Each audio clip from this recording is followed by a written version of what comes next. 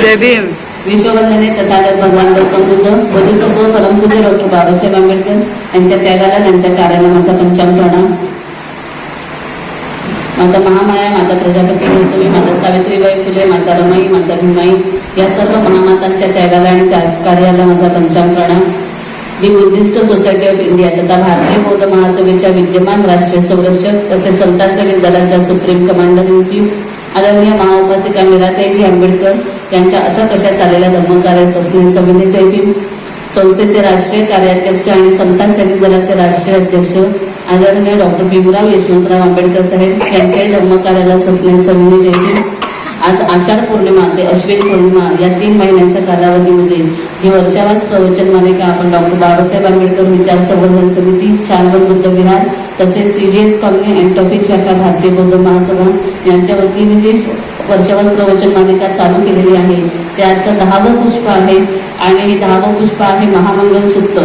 आणि या कार्यक्रमासाठी उपस्थित असलेले शालवन बुद्ध विहार समितीचे अध्यक्ष आदरणीय शशिकांत जाधव साहेब, त्यांची संपूर्ण कमिटी, माता रमाई स्वयंसहायता व स्वयंरोजगार बचत गट या बचत गटाच्या सर्व माता भगिनी तसेच CGS कॉलनी अँड टॉपिक शाखेच्या माझ्या माता भगिनी, माझे बालक उपासक उपासिका आणि खास करून आजच्या विषयासाठी जे आपल्याला प्रवचनकार म्हणून लाभलेले आहेत असे संस्थेचे समता सैनिक दलाचे हेडक्वार्टरचे उपसचिव आणि समता सैनिक दलाचे लेफ्टनंट कर्नल आदरणीय मोहन सावंत गुरुजी यांना ससने सविनय जय भीम करते आणि त्यांचं आमच्या विभागामध्ये हार्दिक स्वागत करते आणि गुरुजींना विनंती करते की त्यांनी धम्मपीठावरून उपस्थित राहायचं आहे अर्पण करावे.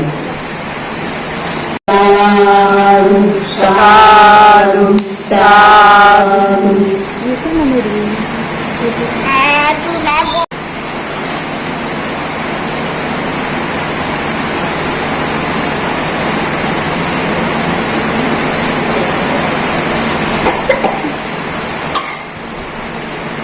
साधु साधु.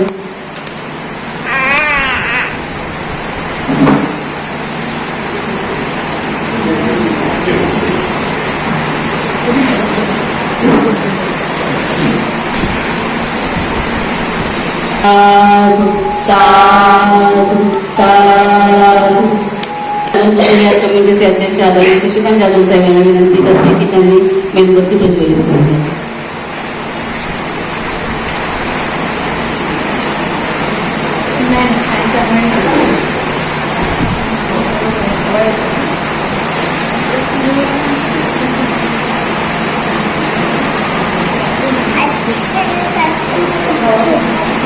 साधु साधु साधु.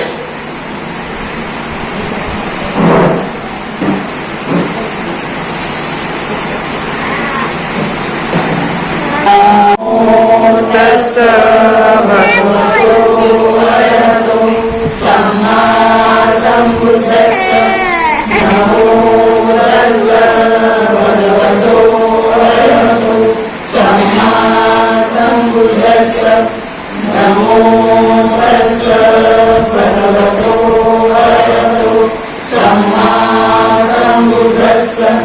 बुद्धं शरणं गच्छामि, धम्मं शरणं गच्छामि, संघं शरणं गच्छामि, द्वितीयम्पि बुद्धं शरणं गच्छामि, द्वितीयम्पि धम्मं शरणं गच्छामि, द्वितीयम्पि संघं शरणं गच्छामि, तृतीयम्पि बुद्धं शरणं गच्छामि, तृतीयम्पि धम्मं शरणं गच्छामि, तृतीयम्पि संघं शरणं गच्छामि. पाता वेरमणि सिक्खापदं समादियामि,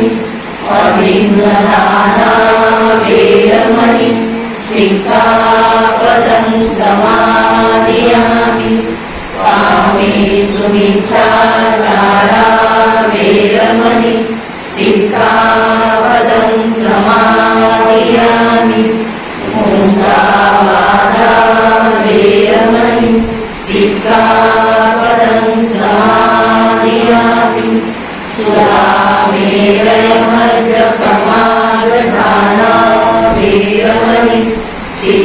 सिकापदं समाधियामि साधु साधु साधु. यानंतर शाखेच्या कोषाध्यक्ष आदरणीय मोहिनीताई नवले यांना विनंती करते की त्यांनी त्यांचं वाचन करावं किंवा कार्यक्रमाची चाकरी जोपर्यंत कळली नाही जात नाही तोपर्यंत तुम्हाला कोणत्याही पदावर घेतलं जात नाही. संस्थेचे आज गुरुजी जे आपल्याला प्रशिक्षण देण्यासाठी आलेले आहे त्यांचं नाव आहे मोहन सावंत. ते घाटकोपर रमाबाई आंबेडकर नगर येथे राहतात. BMC मध्ये कामाला आहेत. त्याच पद्धतीने ते 2002 मध्ये बौद्धाचार्य झालेले आहेत. बौद्धाचार्य शिबिर हे आपलं 3 महिन्याचं शिबिर वर्षावासामध्ये चालू असतं दादर चैत्यभूमी येथे. त्या शिबिरामध्ये ते प्रशिक्षित झालेले आहेत. त्यानंतर 2003 मध्ये काम चालू आहे. भारतीय बौद्ध महासभेचं काम चालू आहे. भारताची 25 राज्य आणि महाराष्ट्राचे 56 जिल्हे या सर्व जिल्ह्यांमध्ये समता सैनिक दलाचा जो आज पीक आलेला आहे किंवा समता सैनिक दलाचे जे कार्यक्रम चालू आहे त्या संपूर्ण कार्यक्रमाचं नियोजन जे आहे ते मुंबई आंबेडकर भवन गोकुळदास पास्ता रोड इथल्या ऑफिसमधून चालतं आणि त्या ऑफिसमध्ये ते समता सैनिक दलाचे हेडक्वार्टरचे उपसचिव आहेत. आणि विविध विषयाच्या माध्यमातून आज संपूर्ण भारतभर आणि महाराष्ट्राच्या आणि मुंबईच्या सर्व जिल्ह्यांमध्ये मुंबईच्या सर्व विभागांमध्ये उत्कृष्ट प्रवचनकार म्हणून त्यांची ख्याती आहे. रमाबाई आंबेडकर नगर येथील ते अध्यक्ष होऊन गेलेले आहेत. असं विविधांगी काम करणारे आमचे जे शिक्षक आहेत ते आज खूप प्रयत्नाने आपल्याला मिळालेले आहेत. बऱ्याचशा तारखा त्यांच्या नेहमी सतत बुक असतात कारण समता सैनिक दलाची पूर्ण भारतभर शिबिरं चालू असतात. त्या शिबिराच्या माध्यमातून शनिवार रविवार जे सुट्टीचे दिवस आहेत त्या दिवशी हे काम केलं जातं. असेही आजचे आपले जे प्रवचनकार आहेत आज त्यांचा विषय आहे महामंगल सूक्त आणि आपण सर्वजण या विषयाला उपस्थित राहिल्याबद्दल आधी सर्वप्रथम भारतीय बौद्ध महासभेच्या वतीने आपल्या सर्वांचे हार्दिक आभार मानते आणि आपल्या सर्वांचं स्वागत करते. आदरणीय गुरुजींना विनंती करते की त्यांनी मेणबत्ती प्रज्वलित करून आजच्या त्यांच्या विषयाला त्यांनी सुरुवात करावी.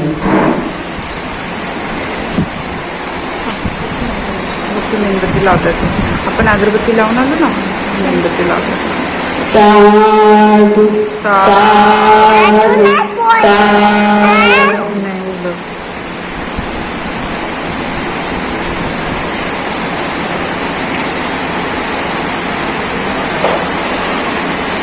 त्याचप्रमाणे आजचे जे आमचे गुरुजी आपल्याला विषयासाठी मार्गदर्शक म्हणून लाभलेले आहेत. आजच्या कार्यक्रमांचे आयोजक आदरणीय सुशीला जाधव साहेब आणि त्यांची संपूर्ण फॅमिली. आदरणीय जाधव साहेब आणि ताईंना विनंती करते की त्यांनी पुष्पगुच्छ देऊन साहेबांचं स्वागत करायचं आहे.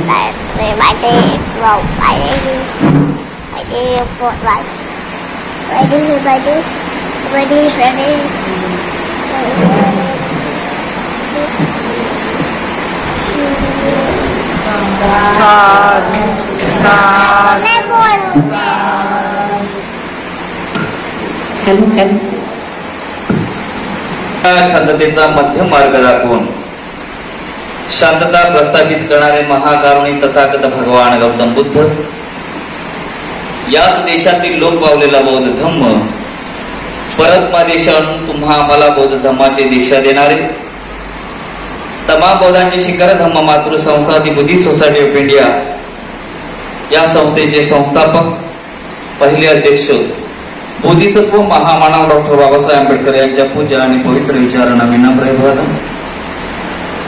संस्थेच्या संरक्षक डॉक्टर बाबासाहेब आंबेडकर यांच्या सुनबाई आदरणीय महाउपस्थित कॅमेराते आंबेडकर यांच्या धम्मकार्याला वंदन. संस्थेचे कार्याध्यक्ष समता सैनिक दलाचे राष्ट्रीय अध्यक्ष आदरणीय भीमराव यशवंत आंबेडकर यांच्या सुद्धा कार्याला वंदन करून आज या डॉक्टर बाबासाहेब आंबेडकर विचार संवर्धन समिती मुंबई शालन बुद्ध विहार या विहाराची सर्व कमिटी त्याचप्रमाणे हा वर्षावास जो आयोजित केले आहेत या शाखेच्या अध्यक्षा कांचन रामटेक त्याचप्रमाणे सरचिटणीस आदरणीय चंद्रताई कासले या सर्व त्याचप्रमाणे या शालन बुद्ध विहार या विहाराचे अध्यक्ष आदरणीय शशिकांत जाधव साहेब या कमिटीचे सर्व पदाधिकारी त्याचप्रमाणे या जे बुद्धिस्ट सोसायटी ऑफ इंडिया भारतीय बौद्ध महासभा ही शाखा आहे या शाखेचे सर्व पदाधिकारी महिला पदाधिकारी सर्व ज्येष्ठ शिष्ट असे नागरिक सर्वांना सस्ने जय भीम. 8 वाजलेले आहे. सगळ्यांच्या नावात वेळ न घालवता सगळे शाखेचे पदाधिकारी, बालक या सर्वांना सस्नेह जय भीम. आजचा विषय आपल्याला माहित आहे, महामंगलसूत्र असा विषय आहे. आणि म्हणजे महामंगलसूत्र हे काय आहे? आपल्या पुस्तकामध्ये महामंगलसूत्र आहे. आणि मग या महामंगलसूत्राचा अर्थ काय आहे, ते काय आहे हे आपल्याला कळणं गरजेचं आहे. नाहीतर असंच आपण या गाथा म्हणतो आणि गाथा म्हटल्यानंतर त्याचा काही अर्थ आपल्याला लागत नाही, कारण हे सगळं पाली भाषेत आहे.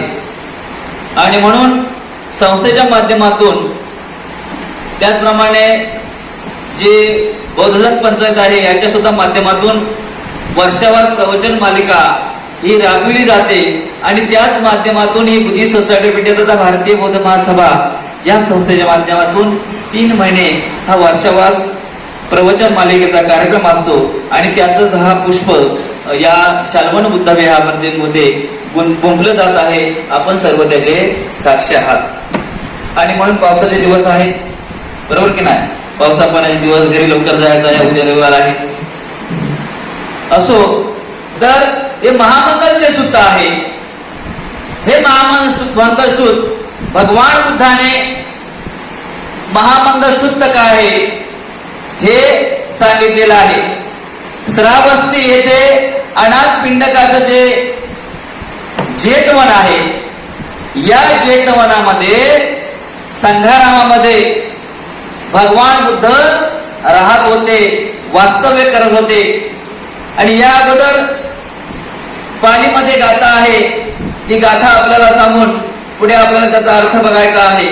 म्हटलं आहे, एवं सूतं एकं समयं भगवा सावती विरहती जेतवने अनाथ पिंडक सारामे अत्तकोयंतरा देवता विगंतायत्या विगंतवन्ना केवल कंपं जेतवनं उभासित्वा येन भगवा तेनु उपसंगमित्वा भगवंताभिवादित्वा एकमंतं ठासी एकमंतं तिता कोसा भगवंत गाता याच्य भासी.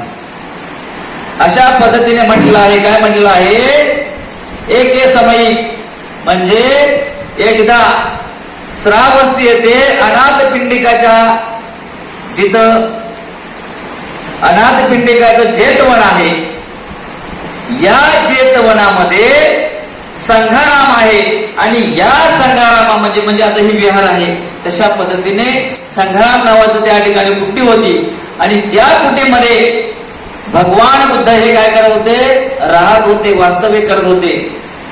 कारण भगवान बुद्धाचे जे आपण जर वर्षावास बघितले तर श्रावस्तीमध्ये जास्त भगवान बुद्धांचे वर्षावास झालेले आहे. आणि हे भगवान बुद्ध राहत असताना रात्र संपत आली होती. रात्र संपत आली म्हणजे काय? हळूहळू उजाडत आलं होतं. आणि हे असं होत असताना रात्र संपलेली आहे आणि प्रकाश पडलेला आहे. आणि अशा वेळी जेतवनामध्ये एक सज्जन माणूस, एक सज्जन पुरुष हे जेतवनामध्ये येतो. कधी तर रात्र संपलेली आहे, उजेड पडत आहे. अशा वेळी भगवान बुद्धांच्याकडे एक सज्जन पुरुष काय करत आहे? येत आहे. आल्यानंतर हा एक सज्जन पुरुष आल्यानंतर त्याने भगवान बुद्धाला वंदन केलं, नमस्कार केला, चमत्कार केला. आणि भगवान बुद्धांच्या बाजूला जाऊन काय झालेला आहे? उभा राहिलेला आहे. आणि उभा राहिल्यानंतर भगवान बुद्धाला त्याने म्हटलं, काय म्हटलं? बहुदेवा मनुष्याच मंगलाने अचिंतयू आखडखमान स्वतान भुही मंगलम उत्तमं. स्वतःचे कल्याण इच्छिणाऱ्या, म्हणजे माझं कल्याण झालं पाहिजे, माझं चांगलं झालं पाहिजे, असे स्वतःच कल्याण इच्छिणाऱ्या भरपूर पुष्कळ अशा लोकांनी, म्हणजे याच्यामध्ये देव म्हटलेला आहे. देव म्हणजे सज्जन माणूस. त्या माणसाने मंगलाविषयी पुष्कळ काही सांगितलेलं आहे. मंगलाविषयी पुष्कळ असं काहीतरी सांगितलेलं आहे. मग हे सांगितलेलं आहे स्वतःच्या कल्याणासाठी किंवा स्वतःच कल्याण इच्छिणाऱ्यासाठी सांगितलेलं आहे. मग भगवान बुद्ध उत्तम मंगल काय आहे ते आम्हाला सांगावं. पहिला आपल्याला माहित होतं का? अगोदरच्या काळामध्ये जर आपण गेला तर हे जे शोध होते किंवा हे जे माणूस जेव्हा, कारण इथं आपल्याला शिक्षण हे कमी प्रमाणात मिळालेलं होतं आणि त्यामुळं आपण काय होतो म्हणजे ज्ञान, आणि मग असं असल्यामुळे आपल्याला हे काही माहित नव्हतं आणि मग आपलं कल्याण आणि ह्याच्यापेक्षा उत्तम कल्याण कोणतं आहे असं त्या सज्जन माणसाने कुणाला विचारलेलं आहे? भगवान बुद्धांना विचारलं. मग भगवान बुद्धाने सांगितलं, बाजूला बसला. भगवान बुद्धांना विचारल्यानंतर भगवान बुद्ध म्हणतात, असे वनाच बालान पंडितानाच सेवना पूजात पूजयानं एतं मंगल उत्तमं. भगवान बुद्धाने काय म्हटलेलं आहे? असे वनाच बालान पंडितानाच सेवना पूजाच पूजयानं एतं मंगल उत्तम. म्हणजे काय? भगवान बुद्धाने सांगितलं, काय सांगितलेलं आहे? भगवान बुद्धाने ठरवलेलं आहे, वाकड्या तिकड्या वाकडी तिकडं मन मन मन मन माहिती ना, मन वढाय वढाय अशी मन म्हणजे आपलं मन आहे की नाही? मन सगळं काय आहे? करवा करविता आहे. आपण आज ठरवलं, आज इथे विहारात बसलेलो आहे, घरात टीव्ही चालू आहे. आपण कुठं बसलो? विहारात. मन कुठं आहे? घरात. आणि म्हणून मन एक आहे, सर्वस्व आहे. आणि म्हणून भगवान बुद्धाने या वाकड्या तिकड्या मनाला काय केलेलं आहे? सरळ मार्ग देण्याचा, उपदेश देण्याचा काय केलेला आहे? प्रयत्न केलेला आहे. आणि म्हणून भगवान बुद्ध म्हणतात, असे वनाच बालाना पंडितानाच सेवना. बाल म्हणजे मूर्ख, बाल. पंडित म्हणजे शुद्ध माणूस.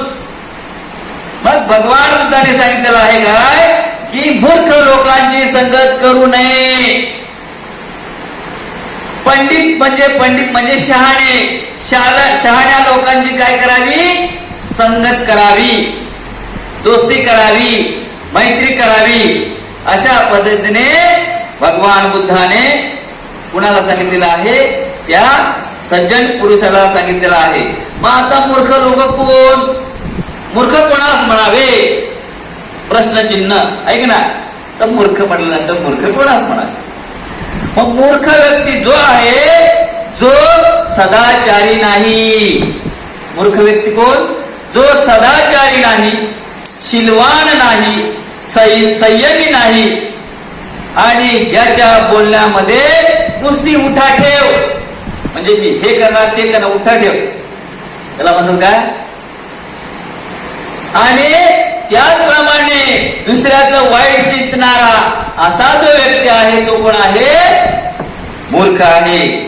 मग तो स्त्री असो किंवा पुरुष असो, त्यामध्ये भेदभाव नाही. बाबासाहेबांनी सांगितलं ना, समानता सांगितली नाही. तशा पद्धतीने मग तो पुरुष असो की स्त्री असो याच्यामध्ये काय नाही? भेदभाव नाही. आणि म्हणून ज्याची वाणी कटुता आहे, कडू वाणी आहे, म्हणजे काहीतरी बोलणे, वाईट बोलणे, त्याचप्रमाणे मारण्याची भाषा करतो, याला मारेन त्याला मारेन, मारण्याची भाषा करतो. त्याचप्रमाणे एक दुसऱ्याला काय करतो? फसवेगिरी, विचारांची मानसिकतेची काय करणे? एकाग्रता नसणे, आपल्या विचारावर ठाम नसणे. त्याचप्रमाणे पुढे जाऊन बुद्धाच्या वाणीपासून हे लोक कसे असतात? दूर असतात. बुद्धाच्या वाणीला आधार मानत नाहीत, बुद्धाच्या वाणीला आधार समजत नाहीत. अशी एकंदरीत मुख्य पुरुषांची व्याख्या केली जाईल. आणि म्हणून हे जे तत्व आहे, म्हणजे हे जे लोक आहेत, यांच्यापासून आपण काय राहिलं पाहिजे? दूर राहिलं पाहिजे. आपण पण मुलांना सांगतो की नाही, शाळेत जाताना चांगल्या मुलाची संगत कर, संगतीचा परिणाम चांगला असतो, वाईट मित्राची संगत केल्यानंतर वाईट होईल असं सांगतो की नाही. किंवा आपण पालक शाळेत जातो आणि बघतो आपल्या मुलाचे मित्रमंडळी कोण आहे, चांगले आहेत का, चांगली त्याची भाषा आहे का, चांगले आहेत का, अशा पद्धतीने त्याची काय करतो? चाचपणी करतो. कशासाठी करतो? तर संगत, मग संगत जे आहे भगवान बुद्धाने सांगितलेलं आहे. भगवान बुद्ध म्हणतात जीवनात जर चांगले मित्र मिळाले नाही, कल्याणकारी मित्र मिळाले नाही तर काय करू नका, वाईट मित्राच्या नादी लागू नका, वाईट मित्राची संगत करू नका. तुम्ही एकटे राहा, परंतु वाईट माणसाची, वाईट मित्राची संगत करू नका, असे कोण सांगतात? भगवान बुद्धाने आपल्याला सांगितलेलं आहे. आणि म्हणून बघा, चांगली म्हणजे चांगली संगत आणि वाईट संगत. आपल्याला माहित आहे, आपण गावाकडचे लोक, गावाकडचे आहेत की नाही, की मुंबईचे सगळे गावाकडे मग उदाहरण आपण घेतलं गुळवेल. गुळवेल आता आपल्याला टीव्ही वरती कशावरती पाहायला मिळतं की नाही. गुळवेल ही काय आहे? औषधी वनस्पती आहे.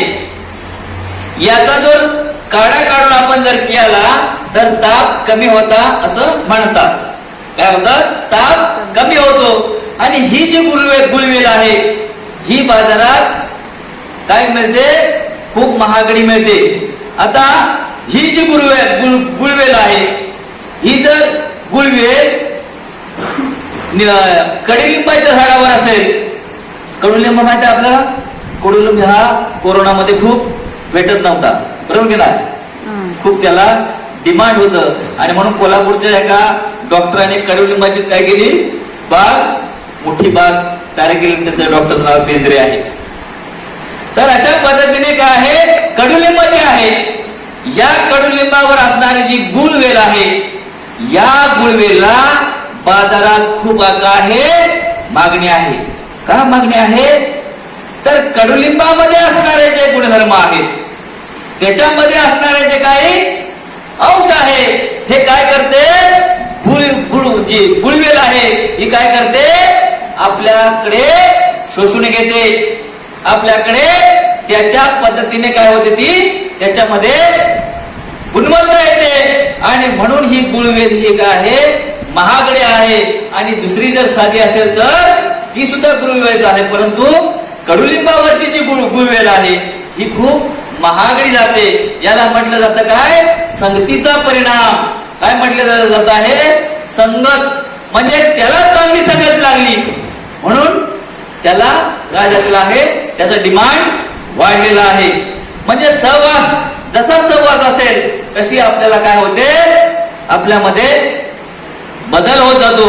अशा पद्धतीने ही गुळवेल आहे. त्याचप्रमाणे बघा, गढूळ पाणी आहे, स्वच्छ पाणी आहे.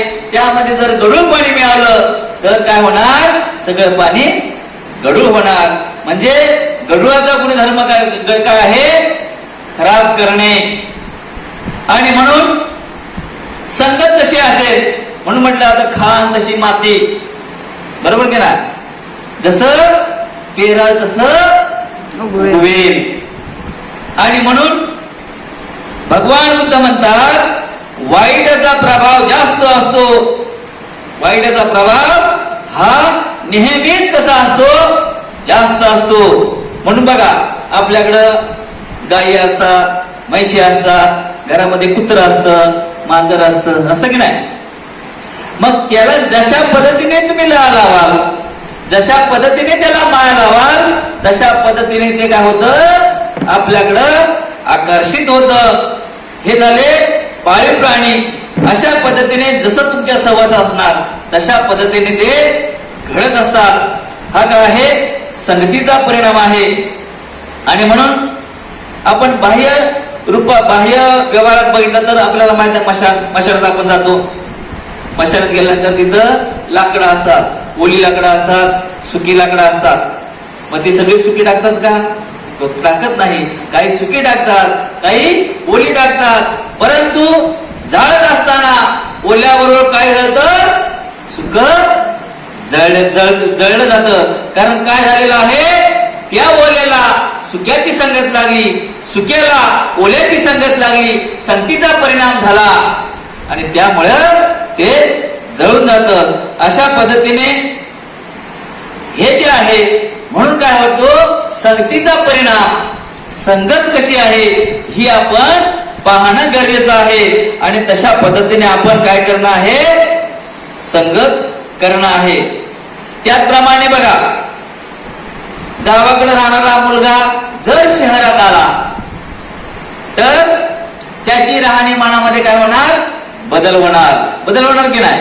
संगत जर ऑफिस मध्ये गेला तर ते विदाउट इनिशिएट गेला तर म्हणणार, म्हणजे जसं तिथं लोक असणार तसा तो टापटीप म्हणजे शेंडबेंड मारून.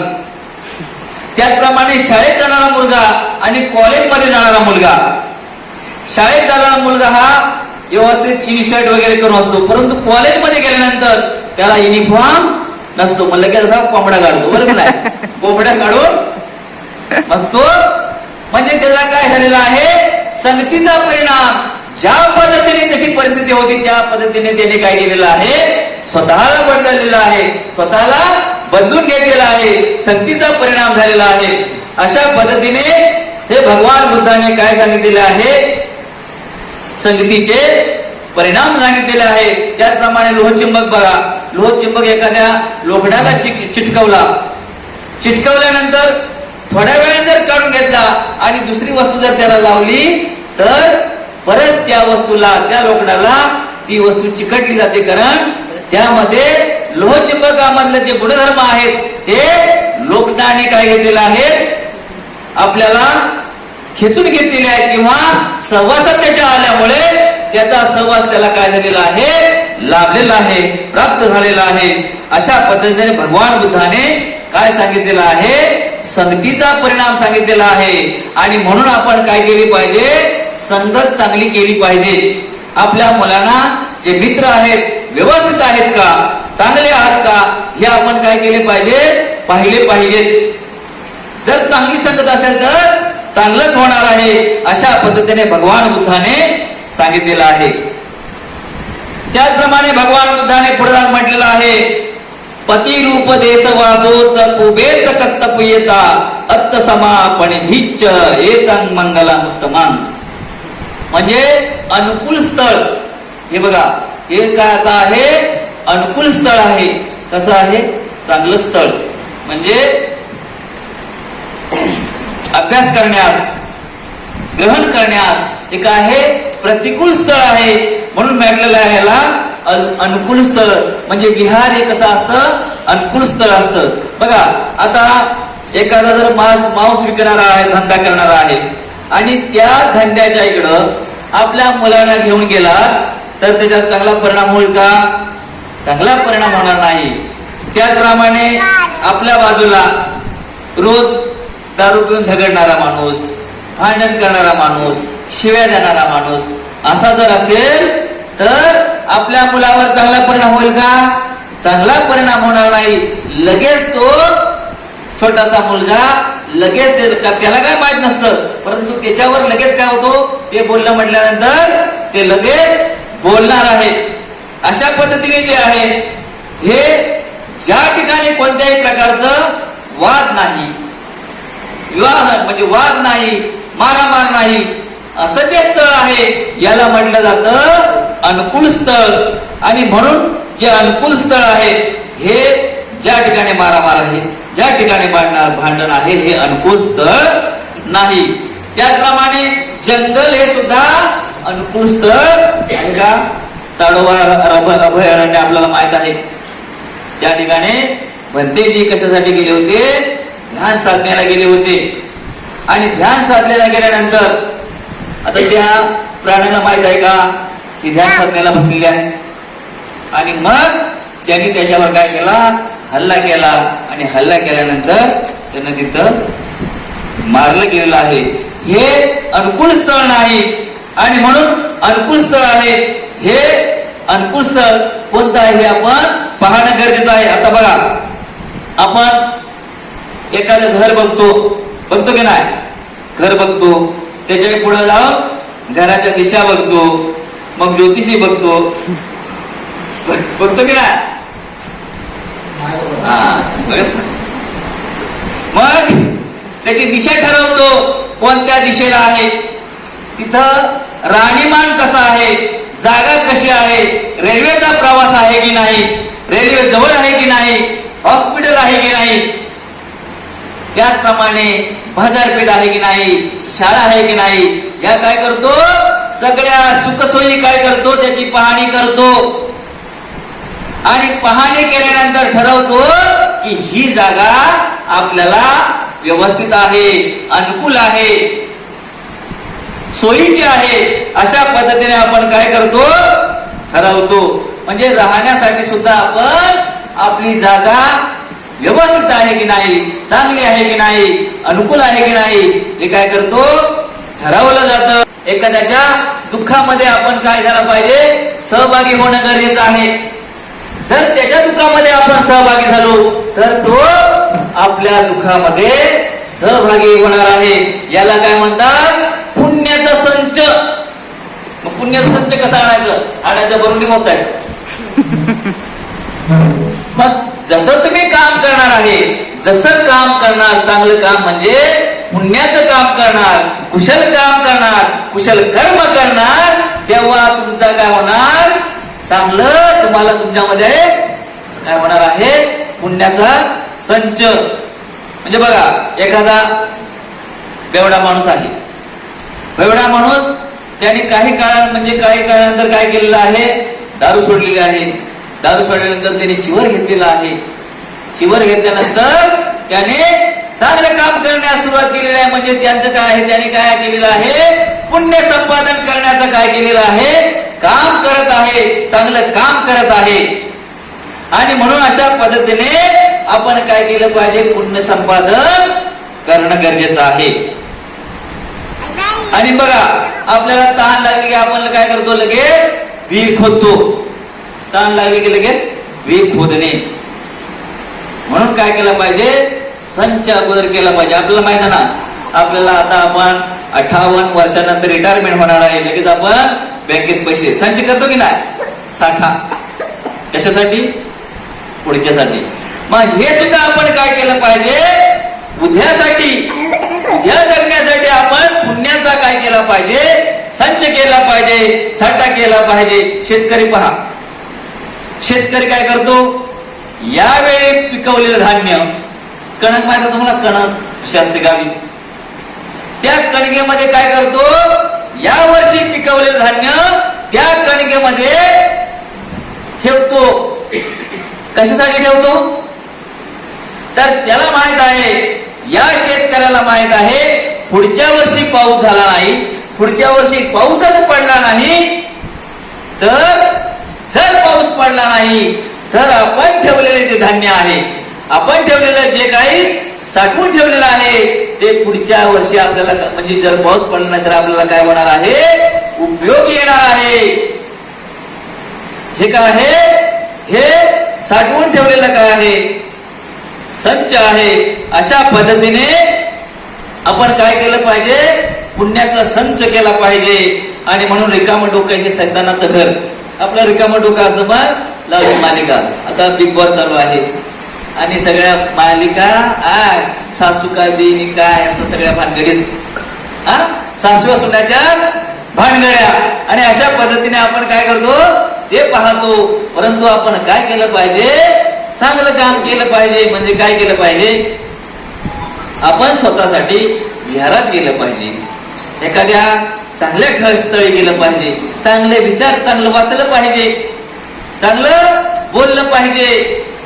आपण चांगलं बोलतच नाही, म्हणणार टीव्ही आणली, लय पैसे आले, मोठी टीव्ही आणली, आपण म्हणलं पाहिजे चांगलं केलेलं आहे. म्हणजे चांगलं केलं असं म्हटलं तर त्याला समाधान वाटेल. अशाच पद्धतीने भगवान बुद्धाने काय सांगितलेलं आहे, रिकामं डोकं हे सैतानाचं घर आहे. आणि म्हणून आपण काय केलं पाहिजे, पुण्य संपादन करणं गरजेचं आहे. त्याचप्रमाणे म्हटलेलं आहे, पंडित.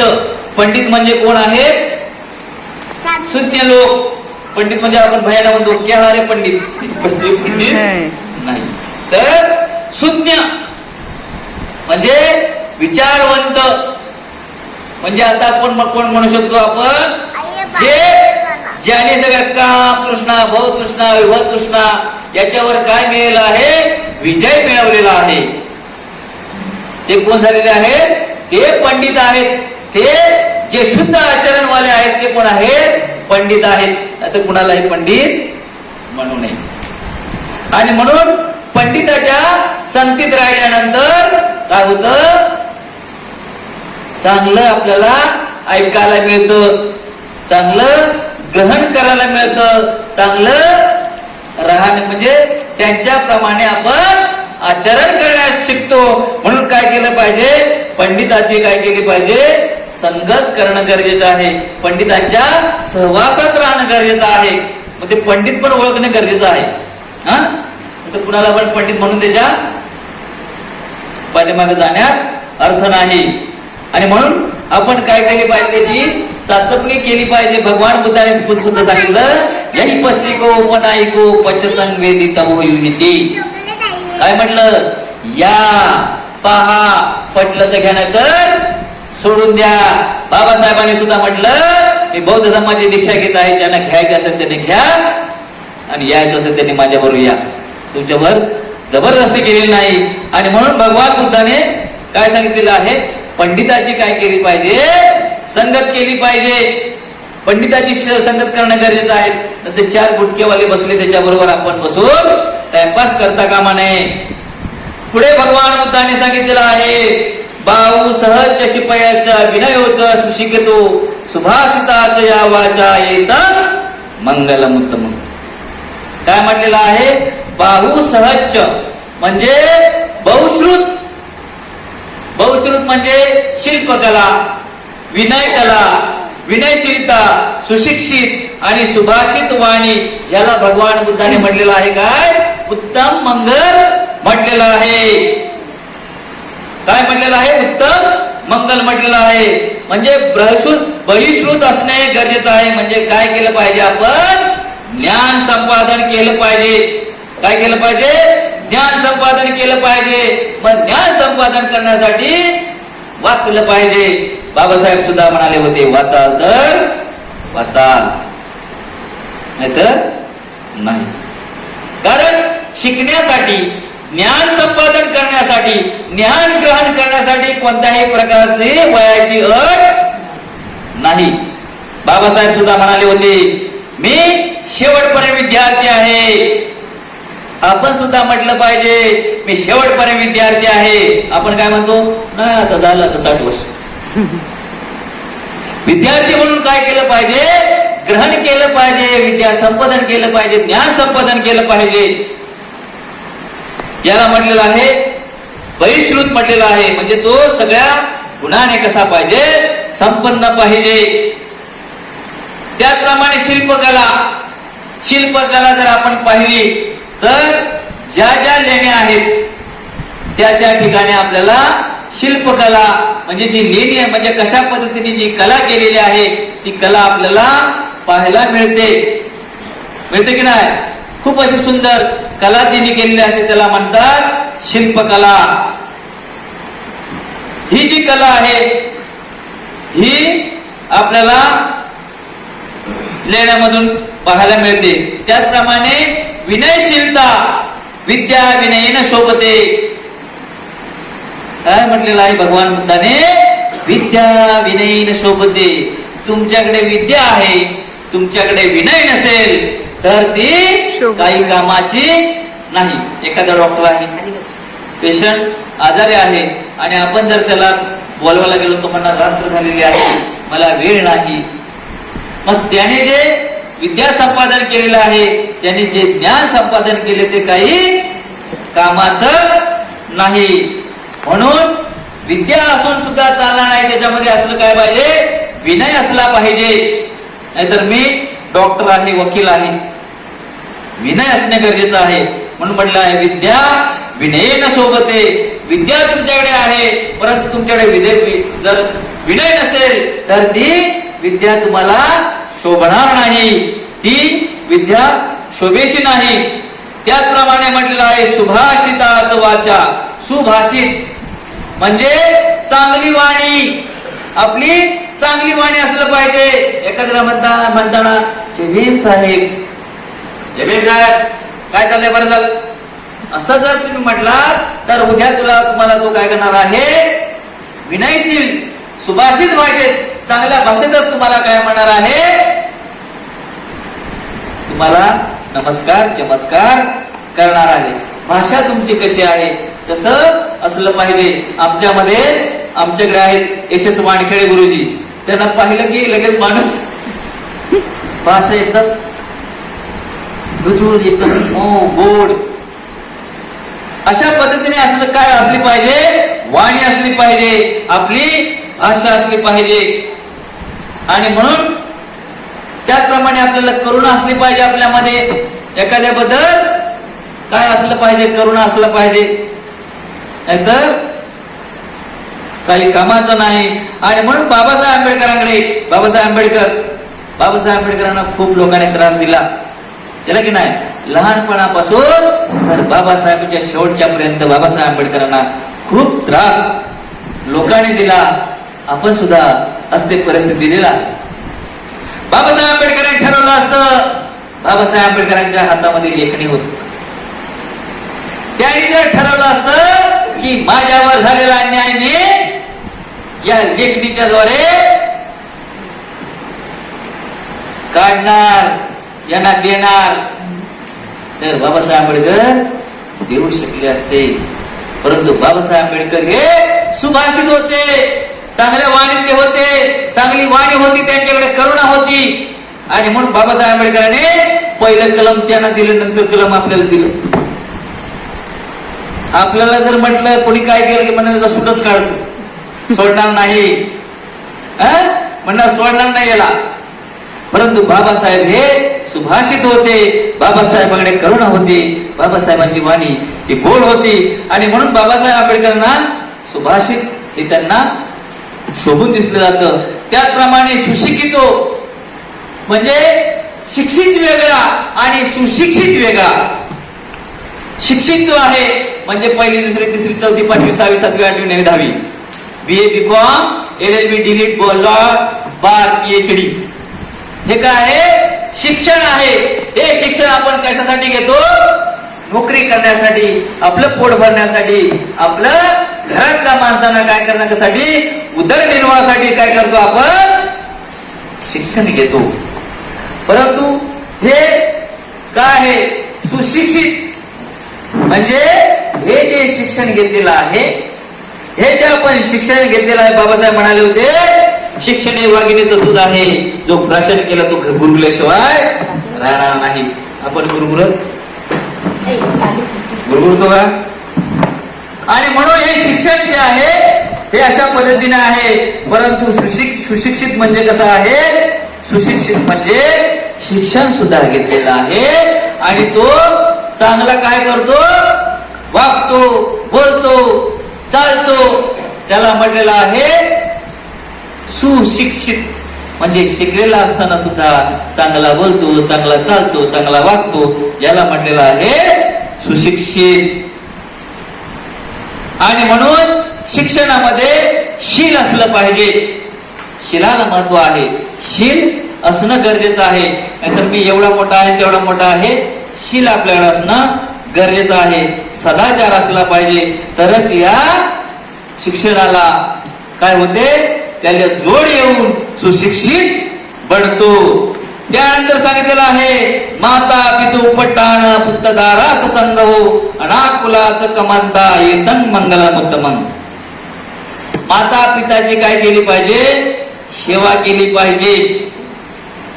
आपले आई वडील भगवान बुद्धांनी शिगासुत्तामध्ये सांगितलेलं आहे की माता पिता ही कोणती दिशा आहे, पूर्व दिशा आहे. कोणती दिशा सांगितली, पूर्व दिशा सांगितली. इथं बसलेलो आहोत. आणि म्हणून माता पित्याची सेवा करणं गरजेचं आहे. आज पहा मोठमोठी आश्रम, अनाथ आश्रम खुली आहेत. आपण शिकलो, मोठे झालो, आपण दुसऱ्या जातीची बायको आणली म्हणजे अदर कास्ट, आणि मग अदर कास्ट असल्यानंतर आपण म्हणतो आहे म्हातारा चुकतो, म्हातारा काय करतो, बघतो. आणि मग आपण काय करतो, आपल्या आई वडिलांना कुठं अनाथ आश्रमामध्ये टाकतो. भगवान बुद्धाने सांगितलेलं आहे. त्यानंतर म्हटलेलं आहे संतीत सोसता समनात दर्शनं कालेन धम्मसवनं घेतं मंगलमुत्तमं. म्हणजे क्षमाशील असणं गरजेचं आहे. म्हणजे आपण एखाद्याला पाय लागला, लात लागली तर आपण त्याला स्वारी म्हटलं तर आपण काय लहान म्हणणार नाही, पण म्हणणार बिगेश्वर म्हणणार. ही आपल्याकडे क्षमा नाही, शील आपल्याकडं नाही, कठोरपणा असून उपयोग नाही. आपल्या अंगी काय पाहिजे, नीटता असली पाहिजे. जर आपल्यापेक्षा वयोवृद्ध माणूस आला तर आपण उठून उभं राहिलं पाहिजे, त्याला खुर्ची बसायला दिलं पाहिजे. त्याला म्हणतात नम्रता, विनयता आणि नीटता. अशा पद्धतीने म्हटलं जाते. आपले आचार विचार शिलाप्रमाणे असणं गरजेचं आहे. शील आपले आचार विचार हे आचारा विना विचार वाया. गणित आहे की नाही, आचारा विना विचार वाया. आचरण आणि विचार यावर आपलं काय असलं पाहिजे, शील असलं पाहिजे.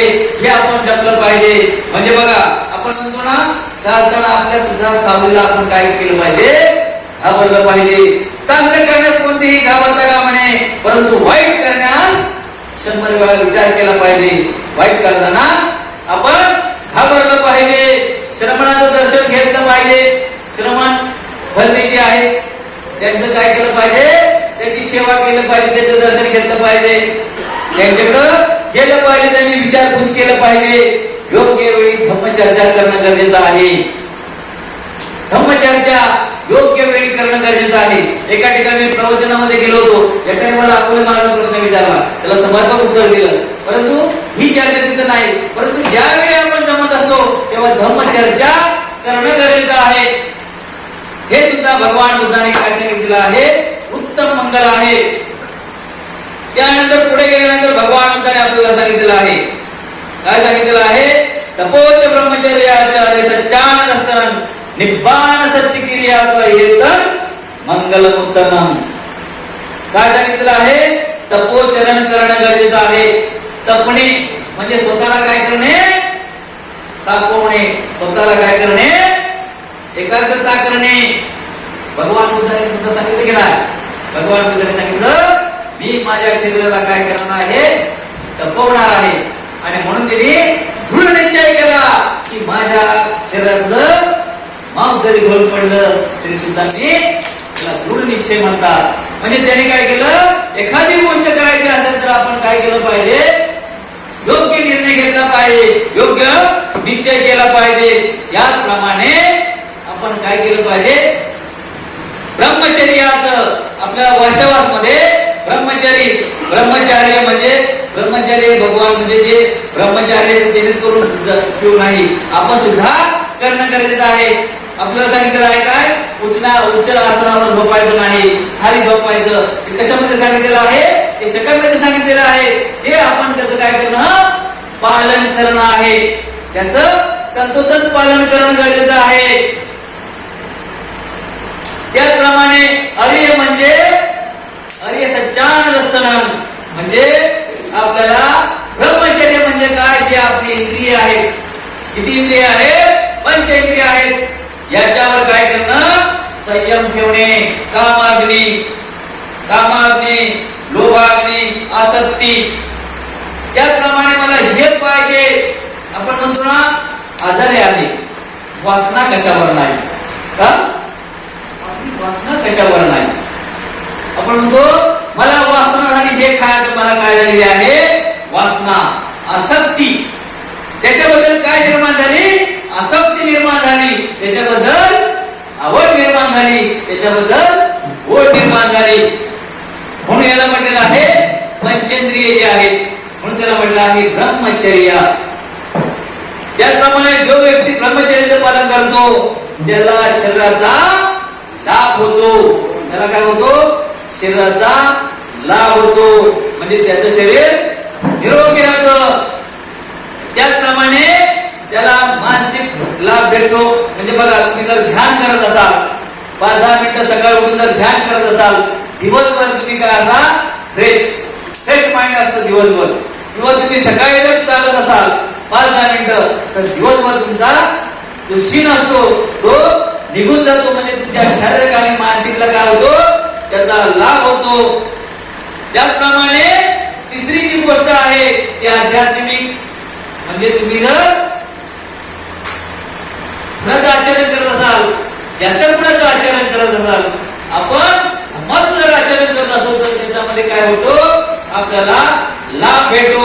अशा पद्धतीने ह्या 5 इंद्रियांचं जर काय सांगितलेलं आहे, ब्रह्मचर्य म्हणजे अशा पद्धतीने त्यांचा विश्लेषण सांगितलेलं आहे. बघा, एक सुपीक जमीन आहे, एक सुपीक जमीन आणि एक डोंगराळ जमीन.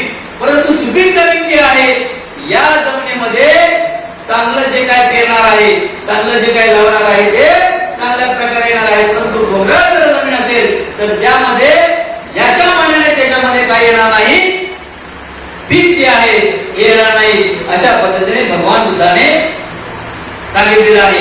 अरे सच्चा आनंद म्हणजे काय म्हणलेलं आहे, आर्य सत्य. काय सांगितलं, आर्य सत्य. भगवान बुद्धाने आर्य सत्य सांगितलं. दर्शन म्हणजे दर्शन.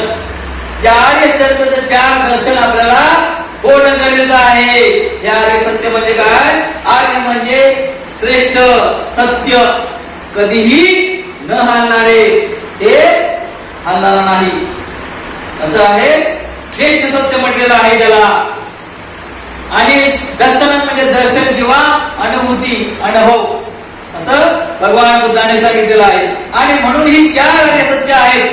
दुःख आहे, काय सांगितलेलं आहे, आर्य सत्यामध्ये सांगितलेलं आहे दुःख आहे.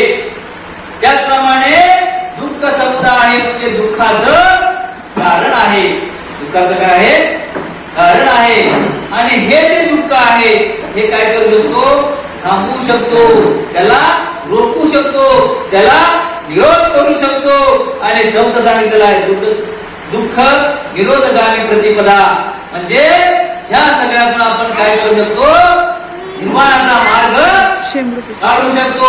अशा पद्धतीने ही आर्य सत्य सांगितलेली आहे. म्हणजे बघा, दुःख आहे, दुःख आहे म्हणजे दुःखाला काहीतरी कारण आहे. एकाने म्हटलेलं आहे ना, शोध कोणाचे उष्ण दुःखाचे कारण उष्ण करू नये, त्याचा अहंभाव बाळगू नये, अहंपणा बाळगू नये. त्याच्याप्रमाणे दुःख आहे, दुःखामध्ये सुद्धा जास्त डुबून जाता कामा नये.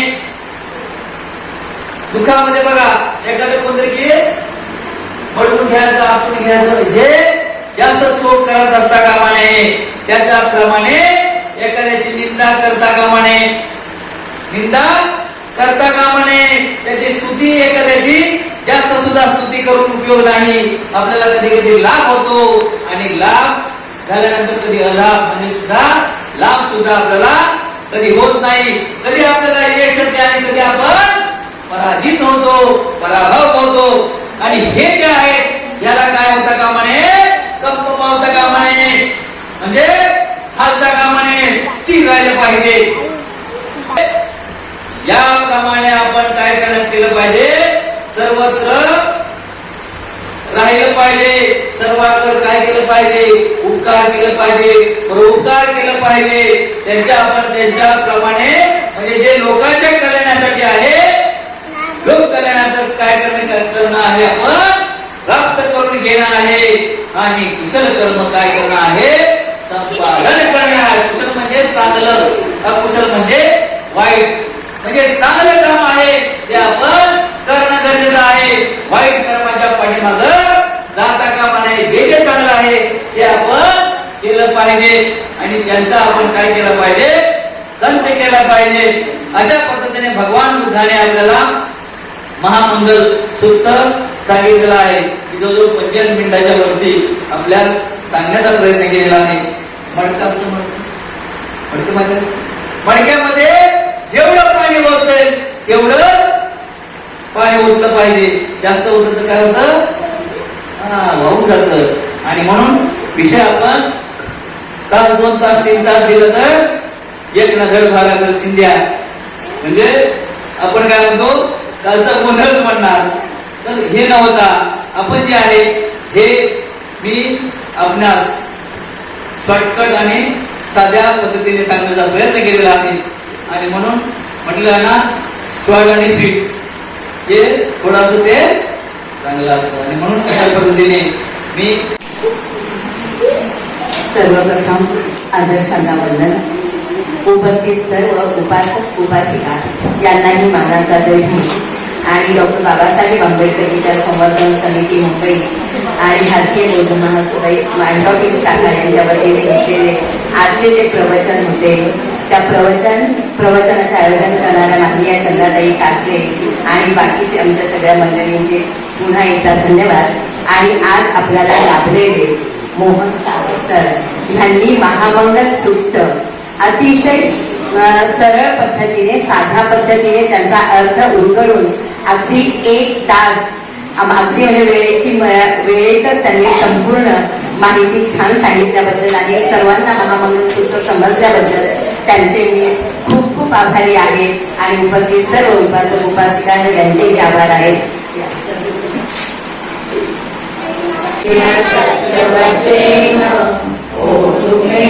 जय मंगल नमो मे शरणं वरं एतेन सत्यवचेन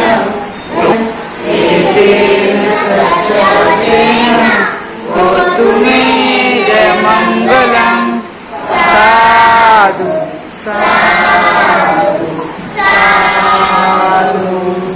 बुद्धं नमामि धम्मं नमामि संघं नमामि.